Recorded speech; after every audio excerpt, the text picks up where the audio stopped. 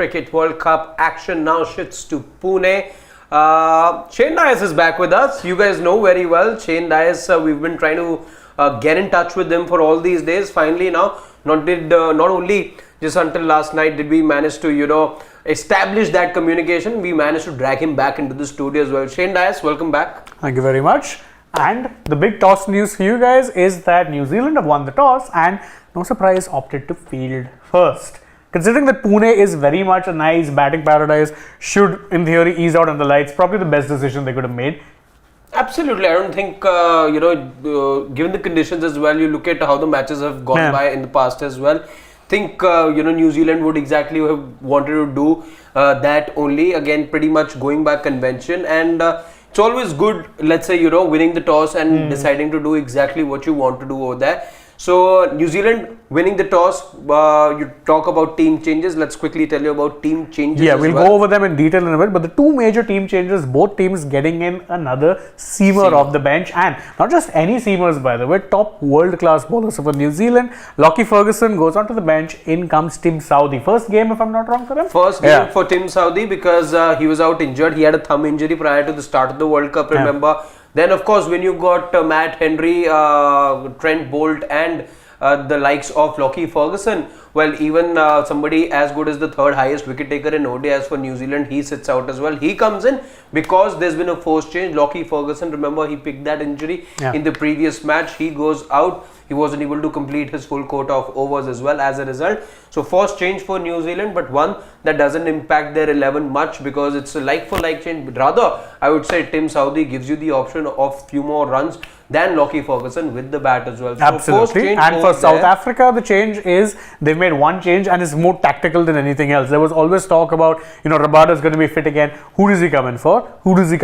He comes in for Tabraiz Shamsi, which when you think about it makes sense. I mean, sure, you had Shamsi get a few good performances prior. Might seem a bit harsh, but I think South Africa's strength has always been their pace bowling battery. And now that the likes of Jansen have started performing, it does make sense that they look to, let's say, bring back or rather remove that one extra spinner. Would probably not be getting as much on a track like this. So this is the playing 11 that we have for South Africa. We'll quickly run you over it. You've got De Kock and Temba Bavuma at the top of the order, followed by a very power-packed mid, Rassie van der Dussen, Aiden Markram, Heinrich Klaasen, David Miller. But interesting thing is that they're batting pretty much only till 7, and Jansen as a batter, I mean, he's good, he's not great, but has worked for them very well up until this point. Then you've got the bowlers, Gerald Coetzee, Keshav Maharaj, Kagiso Rabada, and of course, Lungi Sani in Giri. That is the playing 11 as far as South Africa is concerned. New Zealand too, we don't have that yet. All right, we'll wait for New Zealand. We'll wait for the New Zealand. Let's actually look at just how big this match is as far as the points table could be. Pretty much every team has now played 6 matches, 3 more games, very much the business end. South Africa and New Zealand are second and third respectively. Exactly. South Africa, New Zealand second and third respectively. One on 10, the other on 8. Of course, New Zealand, after losing 2 matches, by the way, on the trot, would be now looking to snap the losing match, the losing streak rather, get to 10 points and hopefully get closer to sealing a place in the semi-finals as well. No team, by the way, has been able to have that queue right here ahead of their name. Why, you'd ask? Well, because you see there are still a couple of teams, and you include Pakistan, Afghanistan over there, who could potentially get to about 10 to 12 points as well. So that exactly is the reason. You take Afghanistan for example. Yes, they've got to play somebody like in Australia, that too I think in Bangalore, but having said that,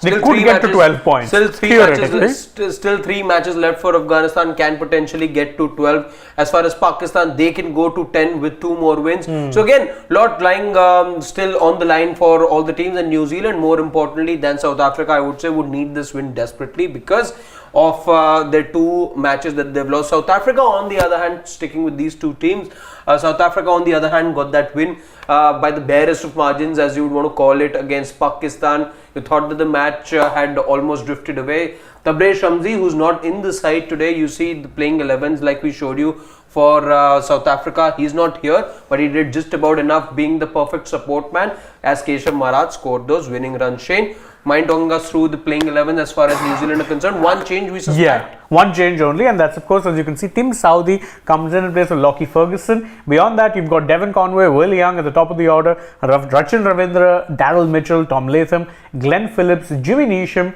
Mitch Santner. That's a deep batting lineup, because Santner is someone who in many teams will probably be batting a lot higher than number 8. Absolutely. That's how good he is. Matt Henry, Tim Southee, that's basically batting till number 10, because both Henry and Southee can get you runs as well. And you've got Trent Bolt at number 11. So pretty strong side. Of course, unfortunate, as Harshit was mentioning, that they've hit that slump at what seems to be the worst time possible. Worst time, and it's the business end now. Now you're looking at just 2 more games after this game. Let's say some teams in fact have played 7 games already, so just 2 games left for teams to iron things out. But the one thing we're talking about as far as New Zealand are concerned, we've told you about that one change that they've made, but there is still no Kane Williamson in the side. There were reports that he was seen practicing. There were reports that he could possibly be featuring today, but no Kane Williamson. They've now lost him for more than 50% of the games that they've played so far. He's played 1 match. Exactly. So he didn't play the first 2, played the third one. And picked up an injury. Picked up an injury in that Bangladesh match with that run out, that was attempted, the ball in fact hitting him.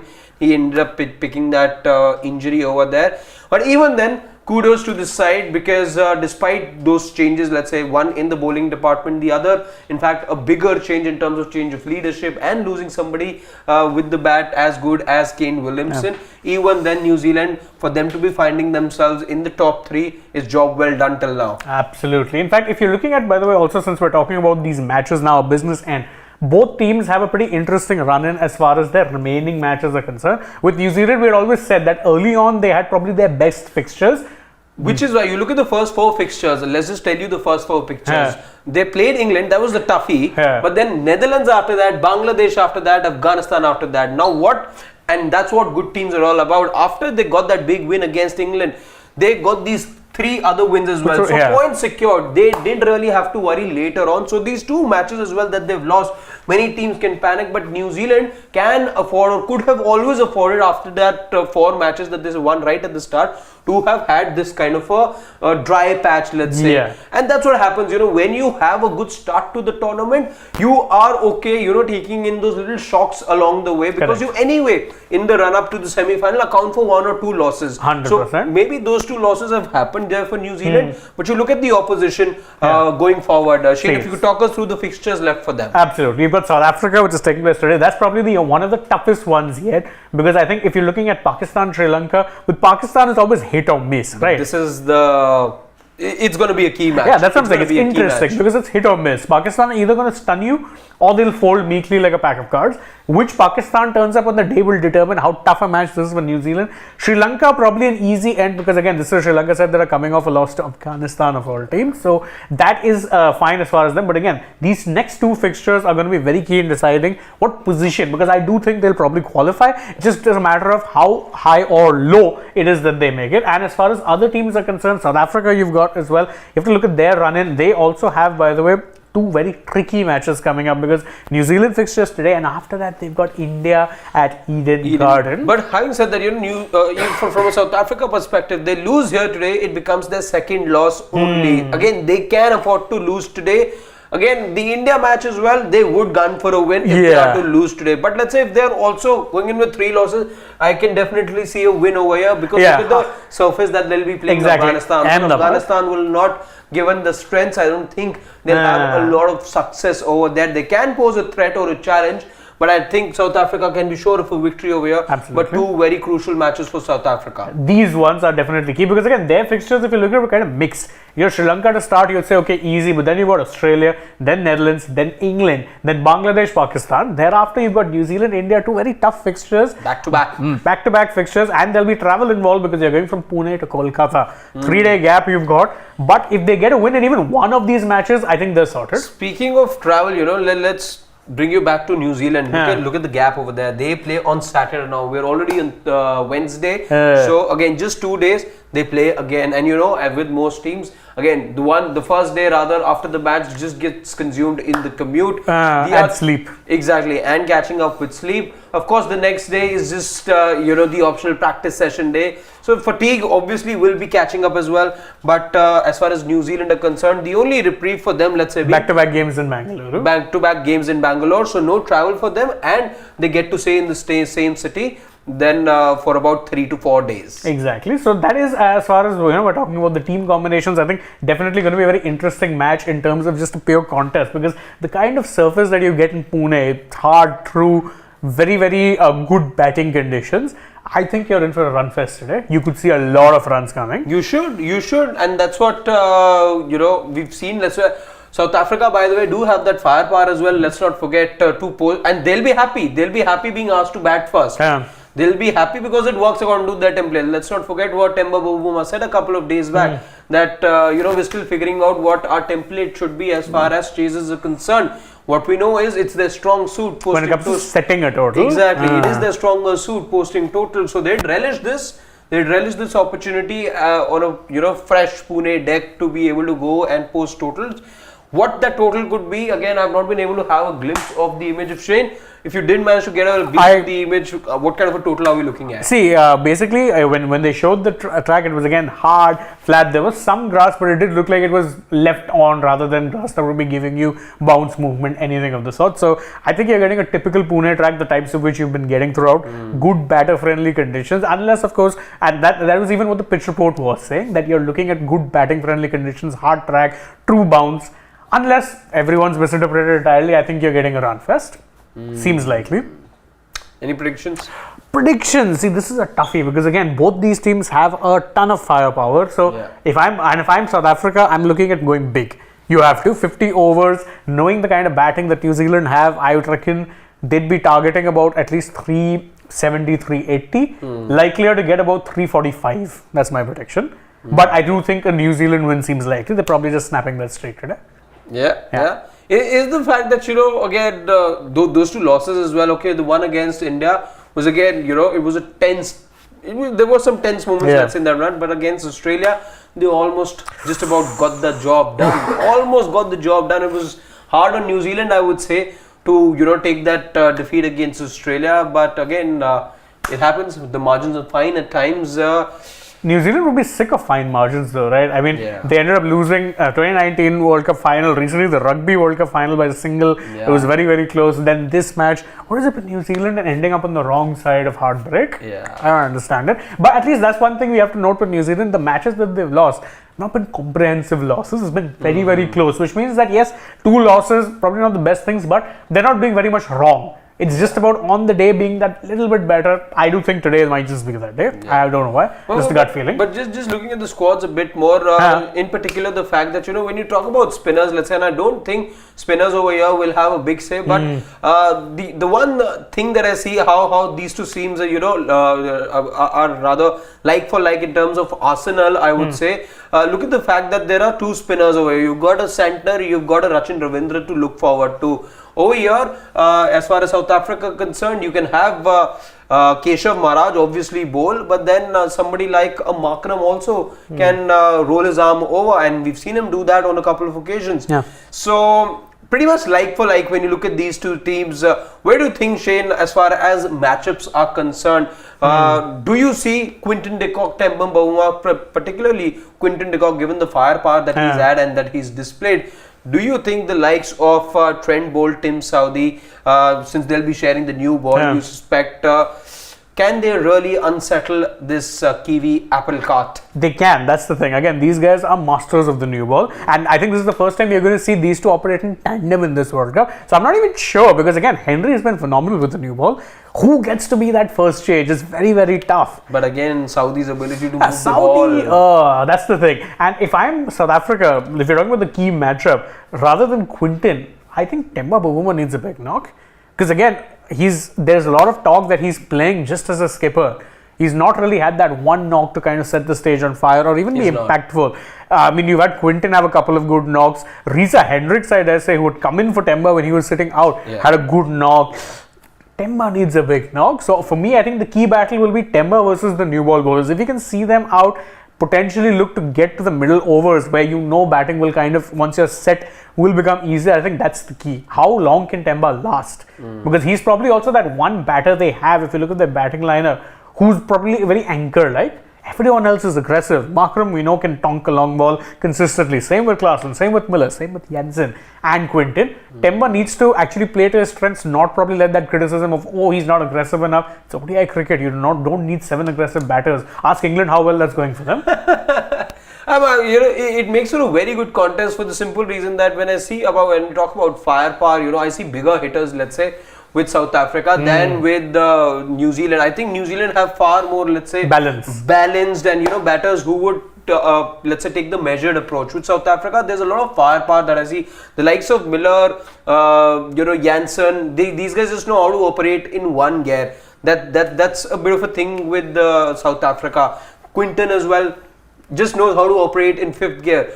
How is it that the likes of Mitch Santner, especially Mitch Santner, how well a role he plays or how crucial a role he plays, I think that's going to be the key, and how I think this game is then going to be defined in those middle overs when Santner is then brought in to put the brakes on if South Africa are cruising, because we've seen in the past even the likes of a Klaasen cannot be stopped. It's not by coincidence that this team has won by 100 plus run margins in all the 7 wins that they've managed to secure over the last 7 ODIs when they've batted first. So it'll be interesting how those breaks are put on these players. And also one thing worth noting is I do kind of fear for New Zealand if they don't make early inroads, because their death bowling does seem to be a bit of a problem now. The problem with not having a Lockie is, again, you need a bowler like him in the death, someone who can get pace block on hole. And block hole, hard lengths, kind of look to intimidate. Again, someone like a Bolt, we've seen him get absolutely murdered in the death when it comes to white ball cricket. Same with Saudi, less said the better. In fact, Saudi's days as a death bowler at this point all but done. So that is a bit of a concern, because otherwise beyond that I don't really see much of a problem with this bowling lineup, but very front heavy and they need early inroads, otherwise they're going to be in trouble. Right. Let's also try and take some of the comments from you guys, because we're not too far away from the national anthems have begun. Action beginning. We see the South African team already singing the national anthem at the Pune Stadium, and these are the 11s. In case you're joining us right now, it is New Zealand who won the toss. They've made the one change. There's still no Kane Williamson. It's a forced change rather. In comes Tim Southee. Out goes Lockie Ferguson. Remember, he picked up an injury in the previous match, which is why he sits on the bench. And after opting to after winning the toss, it was New Zealand who went ahead and opted to bat first. Absolutely. So we have some... Bowl first, beg your pardon. Bowl first, yeah. So we have got quite a few comments actually. We got Sachin Kashyap say, I hope that Van der Dussen doesn't get out early. That's a good point. Again, you want one impactful knock from your number 3 as well. And he's been good, but I think we know just how good he can be. And he's probably not quite reached that level yet. Exactly. It was, Van der Dussen who, remember, after 20 odd first few ODIs that he played, he was averaging somewhere around 60. So that's how good he was at the start. Just needs to be, setting the stage on fire as he has done in the past. And we know he's got the caliber. Agreed over there. Freaking Awesome says that after the 2019 World Cup, this is their first face-off in ODIs. Wow. That is surprising. Okay. New Zealand believe in conditions more. That's why they opted to bowl first. Although SA have a very good record batting first, got a 90% win record in 2023 whilst defending totals. That is brilliant. And the margin of those wins, that tells you the story. The margin of these wins, because this team has the firepower to put in totals in excess of 300 and even beyond, just tells you about the firepower of this team and how big hitters. When those big hitters really get going, it becomes impossible even for the best of teams to stop them. Look at the margin of victory. I think it was 229 runs against Australia. Absolutely. 229 runs. Madness. And I like this one question from King D, who says that who needs to be winning today for a Kudrat Ka Nizam to happen? It's a very good question, very naughty and cheeky. Bring you the points table. Let's bring you the points table. I think right now, if I'm a Pakistan fan, I would really hope that South Africa win. because then New Zealand, Australia stayed tied on 8 points. 8 points. And you can leapfrog, well, not leapfrog them because you'll need a massive win. Look at the net run rates. Yeah. But they can at least get level on points. And then, of course, Pakistan will then have the chance and things in their own hands because they then play New Zealand on Saturday. Yeah, so if you're hoping, if you're a Pakistan fan and you hope that Pakistan still stay in contention, you're really praying for a South Africa win today. But You want New Pakistan Zealand. don't have an easy run in, by the way, because they play against New Zealand on Saturday. They also play against England. That's their last game as well. No, but see, England now are a very easy game, I and agree. I think Pakistan's. But it's the last game for England as well, and they'll be playing for pride. They have, by the way, they'll have their 10th right now. They have to qualify. Remember, Top 8. They've got to have a top 7 finish. Yes, you can afford an 8th finish as well, because if Pakistan finish.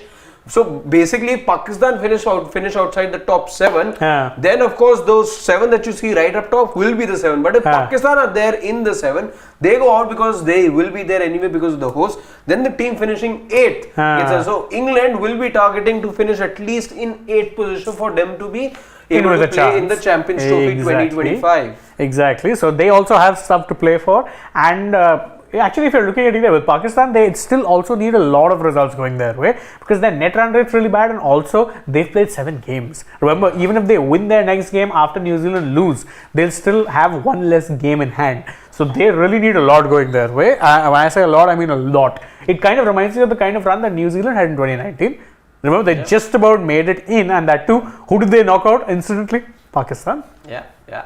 So that's it from us. The players are about to come out to bat, so we'll take your leave for now. But thank you guys so much for joining us. Again, if you enjoy our work, don't forget, like, share, subscribe, tap the bell, leave us a comment, follow us on social media. We're on Instagram, Twitter, Facebook. Check out the AajTak app and the website. And of course, don't forget, stay tuned. Lots more coming your way. For now though, from Harshit and me, it's goodbye.